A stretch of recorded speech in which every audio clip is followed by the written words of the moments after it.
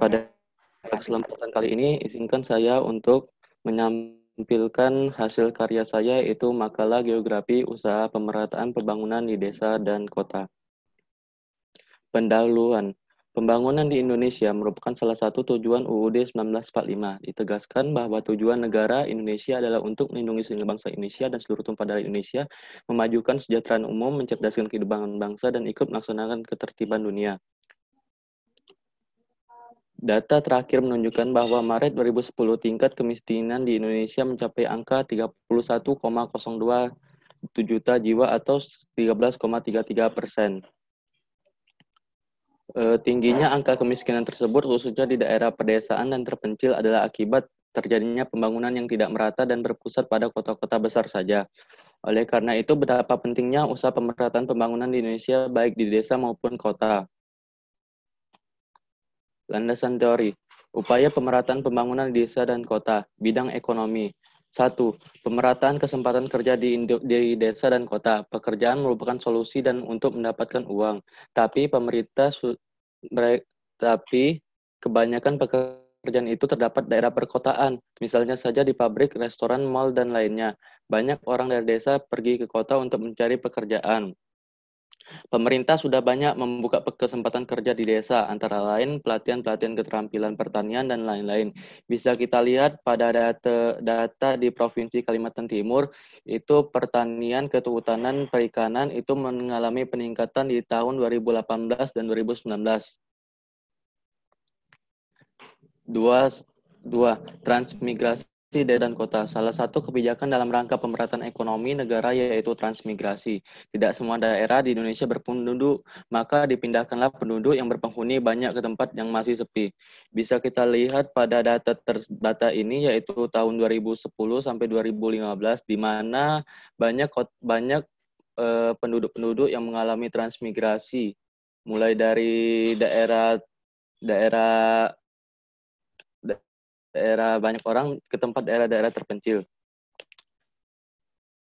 Bidang kesehatan, pemerataan bahan pangan dan gizi. Sumber makanan dan gizi sangatlah penting dalam membentuk manusia yang memiliki kualitas yang baik. Terkadang di desa bahan pangan dan gizi sangatlah kurang.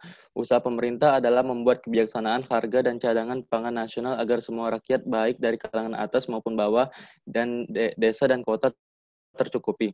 Dua, mendatangkan tenaga ahli medis yang berkualitas. Selain sumber pangan yang kurang memadai, terkadang di daerah pedesaan juga kekurangan adanya tenaga ahli medis. Pemerintah berusaha untuk mengirimkan tenaga ahli medis yang diperlukan seperti tenaga kesehatan atau dokter. 3. Bidang pendidikan, pembangunan fasilitas sekolah. Dilansir News di detik.com, total 1.671 sekolah dibangun dan direnovasi pada tahun 2019. Hal ini membuktikan kalau pemerintah sangat memperhatikan pendidikan di Indonesia, khususnya di wilayah Riau ada pembangunan dan renovasi terhadap 164 sekolah.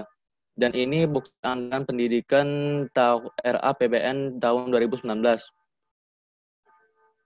di mana ada program Indonesia Pintar, beasiswa bidik misi, penerimaan beasiswa LPDP, bantuan operasional sekolah, pembangunan atau rehab ruang kelas.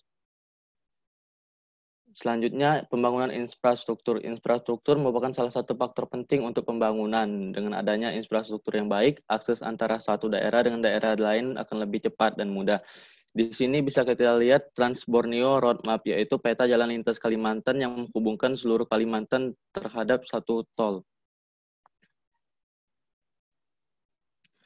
Menyeimbangkan pembangunan. Fasilitas tidak hanya dilakukan di daerah perkotaan, namun juga diperlukan di daerah pedesaan. Setiap daerah memiliki dana desa sendiri yang dapat dimanfaatkan untuk membangun fasilitas penting. Dengan adanya fasilitas memadai seperti rumah sakit, sekolah yang bagus, serta pelayanan masyarakat yang terjangkau akan membuat masyarakat pedesaan meningkat taraf hidupnya sehingga dapat menekan angka urbanisasi. Kesimpulan dan saran. Pembangunan bertujuan untuk meningkatkan taraf hidup masyarakat agar menjadi lebih baik secara finansial maupun fisik. Berbagai pembangunan telah dilakukan oleh pemerintah, mulai dari pusat hingga daerah bahkan sampai ke pedesaan dan daerah pelosok-pelosok serta wilayah perbatasan. Saran. Berdasarkan kesimpulan, saran penulis adalah pemerintah dan masyarakat tersebut hendaknya saling menghargai dan mengetahui potensi yang sedang dilakukan tersebut untuk memberikan manfaat yang baik, sehingga apa yang menjadi tujuan dari kerjasama tersebut dapat dicapai secara optimal, khususnya dalam rangka menanggulangi angka kemiskinan yang semakin tahun semakin meningkat. Sekian yang dapat saya sampaikan. Mohon maaf apabila ada kesalahan. Kepada Allah saya mohon ampun. Wassalamualaikum warahmatullahi wabarakatuh. Oke.